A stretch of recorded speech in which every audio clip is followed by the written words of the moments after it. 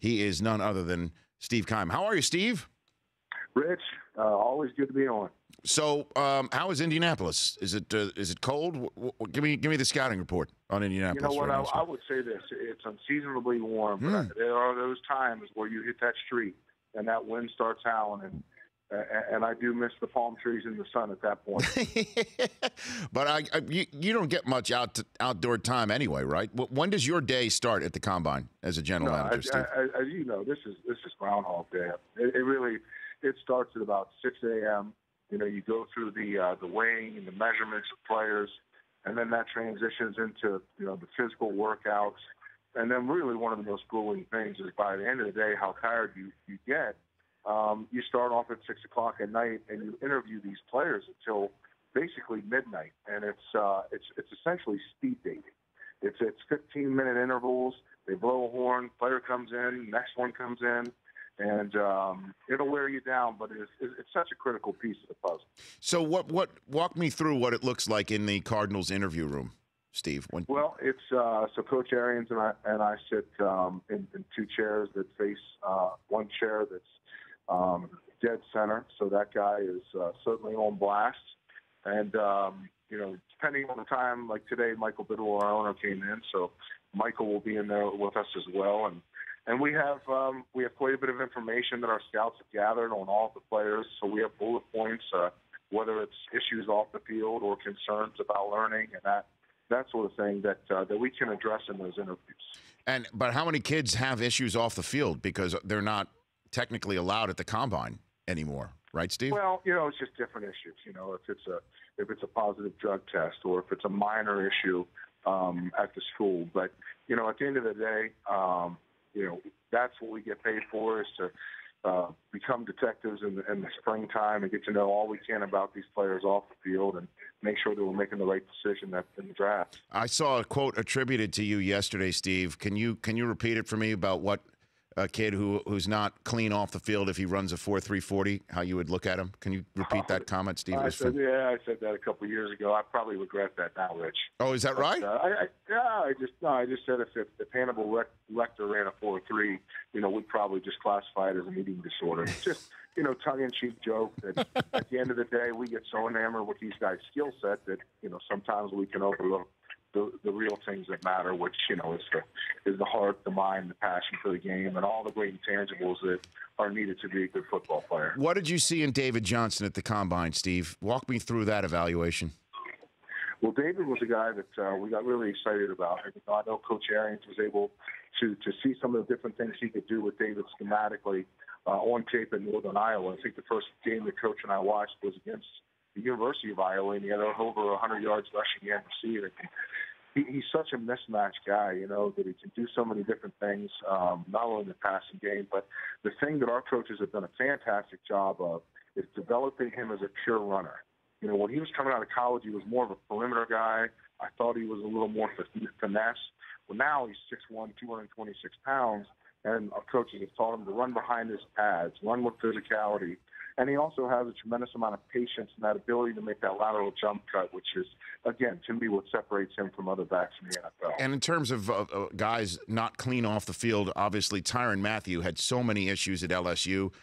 And I remember at that combine, Deion Sanders, who was part of our broadcast, kept saying people are going to lose out on him because he's turned his life around. What was your evaluation of Tyrann Mathieu, Steve? Well, I think it was one of those things where we brought him in and we spent a significant amount of time with him. And I say this all the time, that we miss more on the player than we miss but we miss more on the person than we miss on the player. And Tyrann was the perfect example of a guy that we spent a ton of time with. I had a perception prior to him visiting Phoenix that there was no chance that we would take this player, but he had an infectious smile. I'll never forget, he sat at the dinner table with me and Pat Peterson, who was a strong advocate of his, being an LSU guy, and my 7-year-old son at the time, halfway through dinner, pulled on my shirt and said, "Dad, this guy's really cool." And I'll never forget the fact that he's that kind of guy when he lights up a room with a smile, and he really has been the kind of guy that Coach and I are proud of because of the way he's changed his life. So I guess in terms of what's going on at the Combine now, he would not have been allowed at the Combine. I imagine, right, Steve? Yeah, I would doubt that, which is unfortunate because, to me, this whole process is about your skill set. Do you belong here as a player? And let us determine as NFL teams whether or not, you deserve to be on our team or not. And it's, that's the way I look at it. We essentially, when we stack our draft board, we create a filter, and that filter goes from one board to the next, and it's a cardinal filter. So if there are schematical questions about you, there are medical questions, or there are character concerns that we just don't feel comfortable about, you won't make it onto our big board that we draft off of. Is Joe Mixon on that big board right now? You know what? We have not gone through that process yet, but I know he is a talented young man, and we certainly have to do our due diligence on him. Steve Keim, our Cardinals general manager, joining me here on the Rich Eisen Show. Let's talk about your team here. Carson and Larry back again.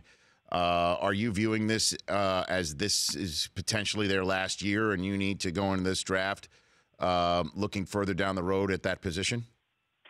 Well, I do that every year, especially at that quarterback position. I mean, there's no question that we need to find a young quarterback move forward to grow and develop with, to make sure that we have sustainable success in Arizona. But at the same time, guys like Larry and Carson put you in a position where you feel like you have a tremendous opportunity to win right now. And so that's the tough balance that I face, not only in the draft, but in free agency. Just as long as I feel like I can look in the mirror and do the right things for the organization from a long-term health standpoint, I feel pretty good about it. And in terms of the free agency, I mean, the league year is right behind the combine. Normally, the combine's a week earlier. How much of your day is being taken up right now, looking at your cap, trying to re-sign players of your own, and get ready for March 9th? Well, that's the majority of it. I mean, it's not only the interviews and the young players here that we're trying to get to know at the combine, but spending a significant amount of time with the agents who represent guys who are unrestricted free agents for us that we're trying to have back. And there's several. I think we have 22 free agents from our roster last year, and there's no doubt that a handful of those guys are viewed by Coach and I as core members and players that we'd like to have back. Who are those? Can you drop some names here, Steve? Well, it's just guys like Jermaine Gresham and Calais Campbell and Tony Jefferson, and I can keep going down the list. But we also understand that this is a business, and you have to make some tough decisions, unfortunately. The hard part is you get so emotionally attached to guys that you've drafted, you spend time with. We're undrafted free agents, and you're excited about how they've developed. And then you have to make tough decisions from a business standpoint moving forward, which, again, is extremely difficult for me. Steve Keim, general manager of the Cardinals, kind enough to call in from the Combine. A couple more minutes with him.